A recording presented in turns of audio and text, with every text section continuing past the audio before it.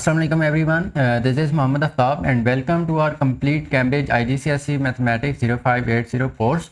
In this video we are going to discuss what is IGCSE Mathematics, the exam pattern and paper structure, the complete syllabus overview, how we will study in this course, and most importantly what is the strategy to achieve an A star.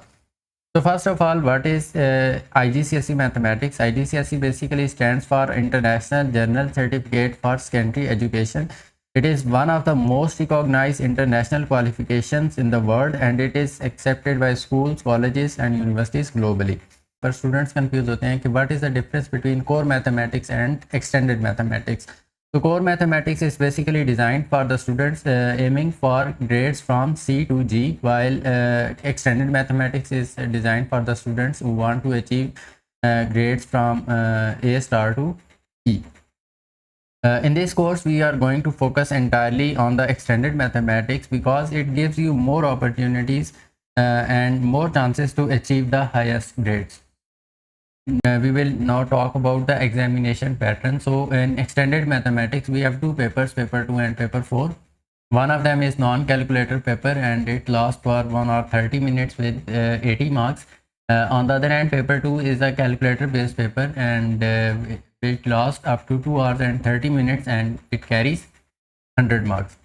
अब यहाँ पर एक बहुत ही बड़ी misconception है कि बहुत सारे स्टूडेंट्स को ये लगता है क्योंकि ये कैलकुलेटर बेस्ड पेपर है तो ये शायद इजी होगा, लेकिन ऐसा हरगिज़ नहीं है क्योंकि कैलकुलेटर जस्ट आपके लिए एक टूल है जिसने आपकी कैलकुलेशन में हेल्प करनी है। इससे ज़्यादा कैलकुलेटर आपके लिए जो है वो कुछ भी नहीं कर सकता, क्योंकि जब तक आपके कंसेप्ट क्लियर नहीं होंगे आप कैलकुलेटर को जो है वो कैलकुलेटर आपकी हेल्प नहीं कर सकता। तो most important thing is that कि आपने अपने कंसेप्ट पे फोकस करना है। ओके, तो now let us understand what does Cambridge test.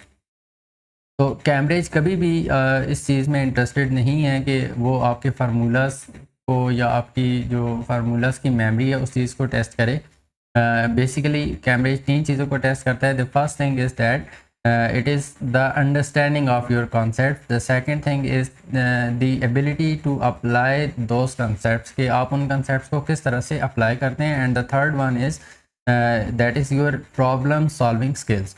This means that कि अगर आप सिर्फ procedure को memorize कर लेते हैं then that is not enough. You must understand why a method works and when we will apply it. Now let us look at the complete syllabus.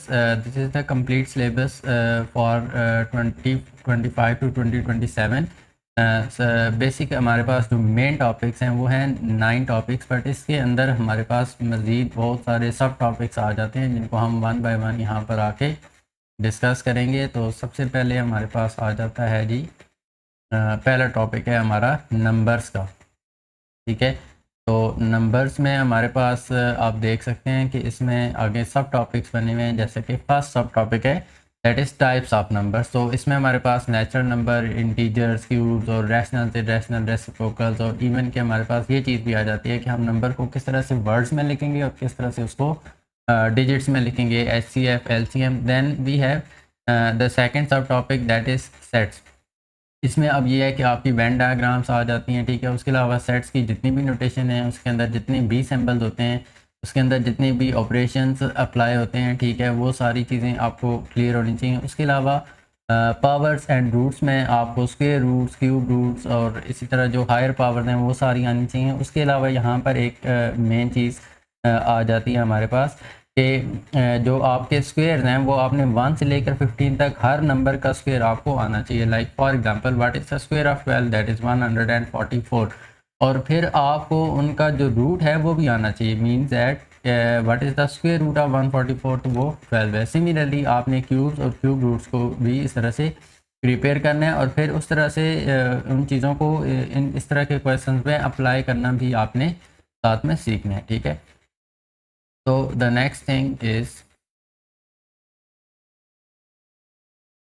that is fractions, decimals and percentages. अब यहाँ पर एक तो आपको fraction की सारी types का जो है वो कंसेप्ट होना चाहिए। ठीक है, फिर हम फ्रैक्शन को डेसिमल में और डेसिमल को फ्रैक्शन में कैसे कन्वर्ट करेंगे। उसके अलावा हम डेसिमल से परसेंटेज और इसी तरह फ्रैक्शन से परसेंटेज और फिर इन्हीं का ऑपोजिट जो है वो, ये सारी चीज़ें हम आपस में इन तीनों को आपस में कैसे रिलेट करेंगे, कैसे कन्वर्जन्स करेंगे, ये सारी कन्वर्जन्स आपको आनी चाहिए।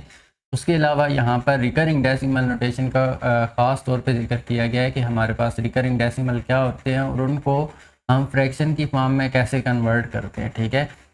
तो ये चीज़ आपको आनी चाहिए। उसके अलावा नंबर्स के बीच में जो हमारा बेसिक कंपैरिजन है कि कौन सा नंबर स्मॉलर है, कौन सा ग्रेटर है, कौन सा इक्वल है, ये कंसेप्ट भी आपको होना चाहिए। उसके अलावा the four operations that is basically arithmetic operations के जिसमें आपका प्लस माइनस मल्टीप्लाई और डिवाइड, ये चार ऑपरेशन आ जाते हैं। और इसके साथ आपको यूज़ ऑफ ब्रैकेट्स मीन्स आप कह सकते हैं कि बॉड मैथ रूल आपको आना चाहिए, ठीक है। और उसमें आपकी फ्रैक्शन और सिंपल नंबर, ये सारी चीज़ें आनी चाहिए, ठीक है। उसके अलावा आपका आ जाता है जी इंडेसिस। इंडेसिस बेसिकली हम एक्सपोनेंट या पावर को बोलते हैं, ठीक है। तो इसमें ये है कि किसी भी नंबर की पावर आ जाती है जिसमें पावर पॉजिटिव भी हो सकती है, नेगेटिव भी हो सकती है, इवन फ्रैक्शन की फॉर्म में भी हो सकती है, ठीक है। डबल पावर भी हो सकती है। इस तरह से ये लॉज होते हैं इंडेसिस के, तो वो उनको हमने कैसे अप्लाई करना है, ये चीज़ आ जाती है। उसके अलावा स्टैंडर्ड फॉर्म जिसे हम साइंटिफिक नोटेशन भी बोलते हैं कि किसी नंबर को हम बहुत बड़ा नंबर आ जाए या बहुत ही छोटा नंबर आ जाए तो उसको हम किस तरह से जो है वो एक्सप्रेस कर सकते हैं, ठीक है। और उसको जो है वो स्टैंडर्ड फॉर्म में से जो नॉर्मल फॉर्म होती है उसको हम कैसे कन्वर्ट करेंगे, ये सारी कन्वर्जन आ जाती हैं। उसके अलावा आपकी आ जाती है एस्टिमेशन, ठीक है। तो एस्टिमेशन बेसिकली राउंड ऑफ का ही कॉन्सेप्ट है, ठीक है, कि हमें जो है वो डेसिमल प्लेसेस पे भी राउंड ऑफ आना चाहिए और सिग्निफिकेंट फिगर्स पे भी राउंड ऑफ आना चाहिए और फिर उनको कैसे अप्लाई करना है। उसके अलावा इसी से रेलिवेंट हमारे पास आ जाता है लिमिट्स ऑफ एक्यूरेसी, जिसमें हमारे पास अपर और लोअर बाउंड्स आ जाते हैं, ठीक है।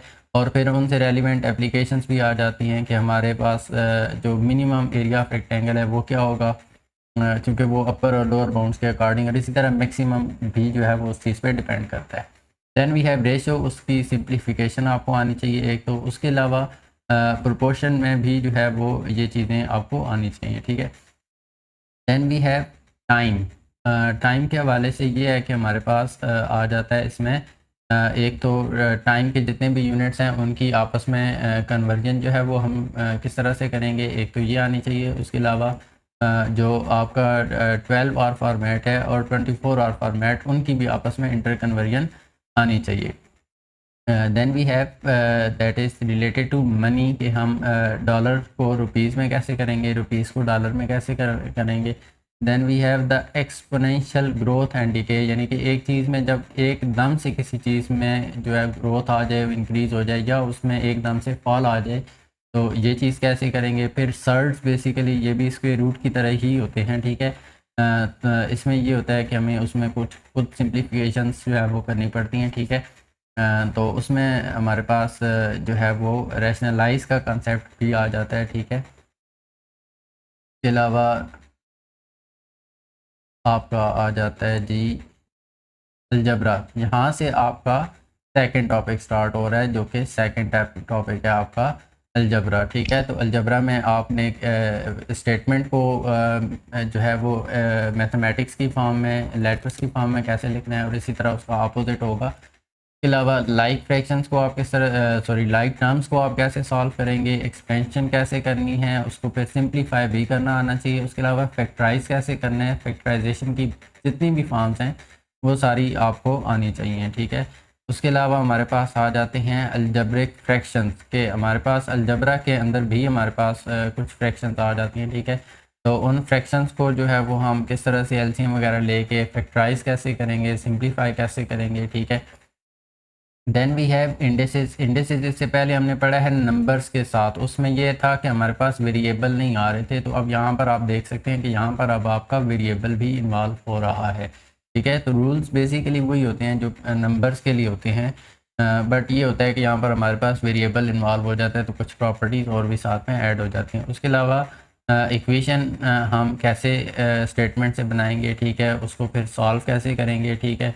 उसके अलावा हमारे पास आ जाती हैं लीनियर इक्वेशंस और फिर साइमल्टेनियस इक्वेशन। साइमल्टेनियस इक्वेशन ऐसी इक्वेशन होती हैं जहाँ पर हमें एक से ज़्यादा इक्वेशंस दी जाती हैं और उनको हमने जो है वो दोनों का जो है वो आंसर निकालना होता है, ठीक है।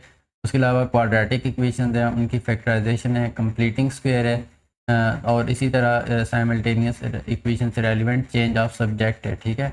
देन वी हैव इनइक्वालिटीज़ कि जिसमें हमारे पास इक्वेशन के सिंबल को इक्वालिटी के सिंबल को जो है वो इन सिंबल्स के साथ हम रिप्लेस कर देते हैं, ठीक है। तो उसके अलावा इसको नंबर लाइन पे भी रिप्रेजेंट किया जाता है, तो वो भी आपको आना चाहिए। उसके अलावा हमारे पास है represent and interpret their linear inequalities in two variables graphically. इसको हम ग्राफ की सूरत में कैसे जो है वो कर सकते हैं, ठीक है। वो चीज़ भी आपको उसमें क्लियर होनी चाहिए, ठीक है। उसके अलावा नेक्स्ट हमारे पास है सीक्वेंसेस। तो सीक्वेंसेस के हवाले से ये है कि हमारे पास एक गिवन सीक्वेंस दी जाएगी, उसी पैटर्न पे आगे जाके हमें एक जनरल टर्म जो है वो निकालनी होगी, उस पैटर्न को रिकॉग्नाइज करना है और nth term of the sequence जो है वो फाइंड आउट करनी है, ठीक है। Then we have proportion. इसमें हमारे पास डायरेक्ट और इनवर्स प्रोपोर्शन दोनों आ जाएंगे, ठीक है। जिसमें हमारे पास आगे उनकी मज़ीद टाइप्स भी शामिल हैं, ठीक है। उसके अलावा ग्राफ्स इन प्रैक्टिकल सिचुएशन के ग्राफ को हमने जो है वो किस तरह से रीड करना है, उसको जो है वो एरिया अंडर द ग्राफ किस तरह से फाइंड करना है, उसको रियल लाइफ में कैसे जो है वो अप्लाई करना है, ठीक है। उसके अलावा ग्राफ्स ऑफ फंक्शंस, हमें गिवन फंक्शंस कुछ दिए जाएंगे, उनके ग्राफ हमने जो है वो प्लॉट करने होंगे, ठीक है। तो इस तरह से हमारे पास ग्राफ हो गया। Then we have sketching curves कि हम कर्व्स जो हैं वो किस तरह से जो है वो बना सकते हैं। उसमें भी हमें फंक्शन दिए जाएंगे और उनको के अकॉर्डिंगली हमें जो है वो देखना है कि हमारा कौन सा ये फंक्शन किस टाइप का बन रहा है, तो उसके अकॉर्डिंग हम उसका ग्राफ जो है वो ड्रॉ करेंगे। Then we have differentiation that is derivatives. तो इसमें भी बेसिकली एक तो हमारे पास आ जाएगा ग्रेडियंट आ जाएगा, उसके अलावा डेरिवेटिव्स के कुछ रूल्स हैं, उसके अलावा हमारे पास जी टर्निंग पॉइंट्स का आ जाएगा। उसके अलावा मैक्सिमम वैल्यू और मिनिमम वैल्यू हम जो है वो किस तरह से फाइंड आउट कर सकते हैं using derivatives. Then we have functions के फंक्शन क्या होते हैं। उसके अलावा इसके जो हमारे पास डोमेन और रेंज होती है फंक्शन की वो हमें पता होनी चाहिए, ठीक है। इसके अलावा उनका इन्वर्स और फिर कंपोजिट फंक्शंस, ठीक है। उसके अलावा candidates are not expected to find the domains and ranges of composite function. इनकी आपने डोमेन और रेंज नहीं निकालनी जो कंपोजिट फंक्शन है, ठीक है। उसके अलावा हमारे पास क्या आ जाता है, थर्ड टॉपिक जो हमारा है वो है कोऑर्डिनेट्स। कोऑर्डिनेट ज्योमेट्री में तो इसमें हमारे पास कार्टेशियन कोऑर्डिनेट्स जो हैं वो हमने किस तरह से करने हैं, ठीक है। उसके अलावा लीनियर ग्राफ किस तरह से ड्रा करने हैं, ठीक है। Then we have graphs of gradient of linear graph कि हमें ग्राफ दिया जाए तो उस ग्राफ से हम ग्रेडियंट कैसे निकालेंगे, ठीक है। उसके अलावा हमारे पास आ जाता है लेंथ एंड मिड पॉइंट कि हम किसी लाइन सेगमेंट की लेंथ कैसे फाइंड करेंगे, उसका मिड पॉइंट कैसे फाइंड करेंगे, ठीक है। उसके बाद इक्वेशंस ऑफ लीनियर ग्राफ्स के ग्राफ हमें दिया जाएगा, उसकी मदद से हमने एक इक्वेशन कंस्ट्रक्ट करनी होगी, ठीक है। तो ये आ जाएगा। उसके बाद नेक्स्ट हमारे पास है जी पैरेलल लाइन और उससे रेलिवेंट जो उसके हमारे पास आ जाता है ग्रेडियंट और उसकी स्ट्रेट लाइन की इक्वेशन जो है वो आ जाती है, ठीक है। उसके अलावा परपेंडिकुलर लाइंस में भी सेम यही चीज़ है, ठीक है। Then we have geometry. Geometry में आपकी बहुत सारी टर्म्स आ जाती हैं बेसिक जिनका आपको नॉलेज होना चाहिए, ठीक है। जैसा कि हमारे पास पॉइंट, वर्टेक्स, लाइन, ये सारी चीज़ें जो है वो होनी चाहिए। उसके अलावा ट्रायंगल से रेलिवेंट यहाँ पर बहुत सारी चीज़ें हैं, क्वाड्रिलेटरल से रेलिवेंट हैं, उसके अलावा पॉलीगॉन से रेलिवेंट हैं। फिर हमारे पास जो 3D शेप्स आ जाती हैं जिनमें हमारे पास स्क्वायर, क्यूब्स और क्यूबाइड्स एंड कोन स्फीयर, ठीक है। इसी तरह सर्कल और उससे रेलिवेंट जितनी भी टर्म्स हैं, ठीक है, उनका आपको जो है वो आइडिया होना चाहिए। उसके अलावा नेक्स्ट हमारे पास है जी ज्योमेट्रिकल कंस्ट्रक्शंस के हम जो है वो लाइंस और एंगल्स को मेजर भी करना आना चाहिए और उनको ड्रॉ जो है वो किस तरह से करना है यूजिंग जो है वो कंपास का भी यहाँ पर इसमें यूज़ आएगा आपके पास, ठीक है। उसके अलावा स्केल ड्राइंग्स हैं, ठीक है, यहाँ पर भी आपने जो है वो शेप्स कंस्ट्रक्ट करनी होंगी, ठीक है। उसके अलावा सिमिलैरिटी कि जिसमें हमारे पास जो है वो सिमिलर टाइप ऑफ शेप्स दी जाती हैं और उससे हमने अननोन क्वांटिटी जो है वो फाइंड आउट करनी होती है। Then we have symmetry. Symmetry के अंदर आपकी लाइन ऑफ सिमेट्री को आपने फाइंड आउट करना होगा। उसके अलावा order of rotational symmetry in 2 dimension. And then we have symmetry की जो प्रॉपर्टीज़ हैं, ठीक है, डिफरेंट शेप्स के अंदर, वो भी आपको आनी चाहिए, ठीक है। Then we have angles. तो इसमें हमारे पास एंगल की जो टाइप्स हैं, जैसे कि स्ट्रेट एंगल है, पॉइंट एंगल है, ठीक है। ट्रायंगल के अंदर एंगल का सम कितना होता है, क्वाड्रिलेटरल में कितना होता है, पॉलीगॉन में कितना होता है, ठीक है। उसके अलावा जब हम पैरेलल लाइंस ड्रा करते हैं तो हमारे पास एक ट्रांसवर्सल आता है, और ट्रांसवर्सल से रेलिवेंट ये जो 3 एंगल्स हैं, इन तीनों का जो है वो अप्लाई करना आना चाहिए, ठीक है। इसके अलावा हमारे पास आ जाते हैं सर्कल। सर्कल से रेलिवेंट जो थ्योरम्स हैं उनको भी हमने अप्लाई करना है, ठीक है। उसमें हमने उनको जो अप्लाई करना है, तो हमने कुछ अप्लाई करके तो कुछ वैल्यू फाइंड आउट करनी होगी, और उसकी साथ रीजनिंग हमने देनी है कि हमने यहाँ पर सर्कल की कौन सी प्रॉपर्टी, कौन सा थ्योरम जो है वो अप्लाई किया है, ठीक है। सिमिलरली यहाँ पर भी कुछ मज़ीद थ्योरम्स हैं जिनको जो है वो सेम रिक्वायरमेंट है यहाँ पर भी। उसके अलावा हमारे पास नेक्स्ट चीज़ आ जाती है मेंसुरेशन। तो इसमें सबसे पहले तो आपकी आ जाती है यूनिट्स कन्वर्जन, के आपने इन यूनिट्स को देखना है, ठीक है, इनका पता होना चाहिए। उसके अलावा इनकी आपस में कन्वर्जन कैसे करनी है। उसके अलावा एरिया और पैरामीटर है इन शेप्स का, ठीक है। उसके अलावा हमारे पास आ जाता है next circle, arcs and sectors. तो इनका भी हमने ऑब्वियसली कि एरिया और पैरामीटर या सर्कमफ्रेंस फाइंड आउट करना होगा, ठीक है। इसमें आपकी माइनर और मेजर सेक्टर भी आ जाएंगे, ठीक है। और फार्मूलाज आपको लिस्ट ऑफ फार्मूलाज में दिए जाएंगे, ठीक है। ये आपको लिस्ट ऑफ फार्मूलाज में आपको सिलेबस के एंड पे दिखाऊंगा कि आपको पेपर के अंदर कौन कौन से फार्मूलाज हैं जिनको जो कि आपको उस लिस्ट के अंदर प्रोवाइड किए जाएंगे, ठीक है। उसके अलावा सरफेस एरिया एंड वॉल्यूम है, ठीक है, इन शेप्स का 3D शेप्स के लिए, ठीक है। और मज़ीद भी इसमें यहाँ पर डिटेल्स लिखी गई हैं, ठीक है। इसके अलावा हमारे पास आ जाता है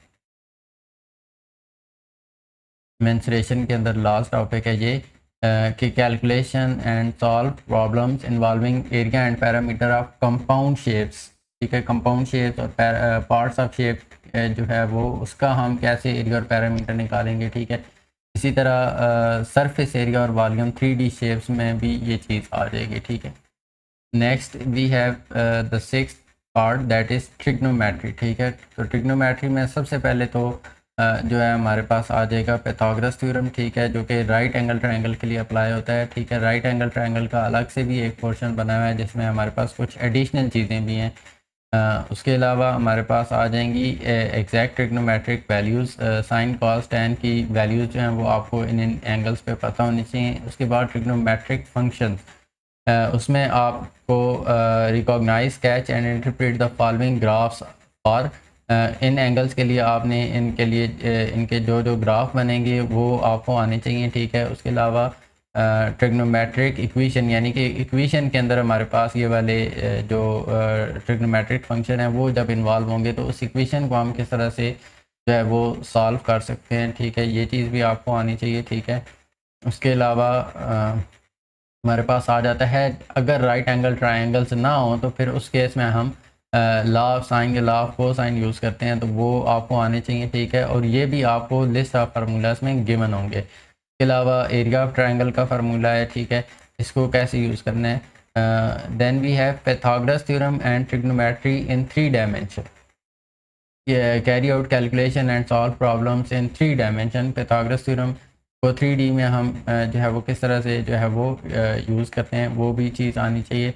then the 8th part is that is the probability, ठीक है। तो प्रोबेबिलिटी में सबसे पहले आपकी प्रोबेबिलिटी क्या होती है, ठीक है, उसमें आपका जो कम्प्लीमेंट वाला पार्ट होता है वो भी आपको आना चाहिए, ठीक है। उसके अलावा हमारे पास आ जाता है जी रिलेटिव एंड एक्सपेक्टेड फ्रीक्वेंसीज, ठीक है। Then we have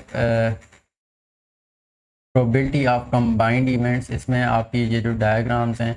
then we have conditional probability, इसमें भी आपकी डायग्राम्स और टेबल्स जो है वो आपको जो है वो उनका कंसेप्ट क्लियर होना चाहिए। Then we have the last main that is the statistics, इसमें हमारे पास आ जाती हैं सबसे पहले स्कैटर डायग्राम्स आ जाती हैं, ठीक है।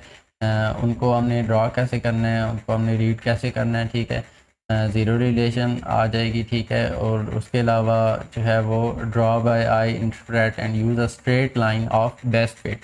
उसके अलावा मज़ीद आपको डिटेल्स यहाँ पर प्रोवाइड की गई हैं। Then we have cumulative frequency diagrams, उसको हमने कैसे ड्रा वगैरह करना है। फिर एस्टिमेशन, उसमें मीन मीडियन मॉड भी जो है वो इन्वॉल्व हो जाएगा, रेंज भी आ जाएगा, क्वार्टाइल्स भी आ जाएगा, ठीक है। देन वी हैव हिस्टोग्राम्स, ये भी बेसिकली ग्राफिकल जो है वो रिप्रेजेंटेशन होती है, ठीक है। तो ये चीज़ भी आनी चाहिए, ठीक है। Then we have, this is the list of formulas I was talking about. यहाँ पर आप देख सकते हैं कि आपको बहुत सारी शेप्स के जो है वो स्पेसिफिकली एरिया और जो सरकमफ्रेंस का पैरामीटर है, वॉल्यूम है, curve surface area different shapes का, उसके अलावा क्वाड्रेटिक फार्मूला आपको यहाँ पर दिया गया है। एंड देन वी हैव के law of sine, law of cosine और एरिया ऑफ ट्रायंगल, अगर राइट एंगल ट्रायंगल ना हो तो, ठीक है। तो नेक्स्ट चीज़ है जी हमारे पास के what is the strategy to achieve an A star in mathematics. तो सबसे पहली जो चीज़ है कि आपके कंसेप्ट जो हैं वो बहुत ही स्ट्रांग होने चाहिए। आपके कंसेप्ट का स्ट्रांग होना बहुत ज़रूरी है। उसके अलावा वो जो आपके कंसेप्ट हैं उससे रेलिवेंट आपने एग्ज़ाम्पल की बहुत अच्छे से प्रैक्टिस करनी है। और उसके अलावा यहाँ पर पास पेपर टॉपिकल्स हैं, ठीक है, उसकी प्रैक्टिस करनी है। और मोस्ट इम्पॉर्टेंटली कि आपके पास एक मिस्टेक नोटबुक होनी चाहिए कि जिसमें आप सिर्फ और सिर्फ अपनी मिस्टेक्स को नोट करें जब आप प्रैक्टिस कर रहे हो, ठीक है। तो उसका जो एडवांटेज हमें मिलता है वो ये है कि जहाँ पर भी आपकी मिस्टेक होगी उसमें आपका कंसेप्ट वीक आ रहा है या आपको लैक ऑफ प्रैक्टिस है, ये जो भी चीज़ है आपने अपनी जजमेंट वहाँ पे कर लेनी है और उसके अकॉर्डिंग आप जो है वो अपनी प्रिपरेशन को मज़ीद बेहतर बना सकते हैं, ठीक है। Then we have what is the course structure.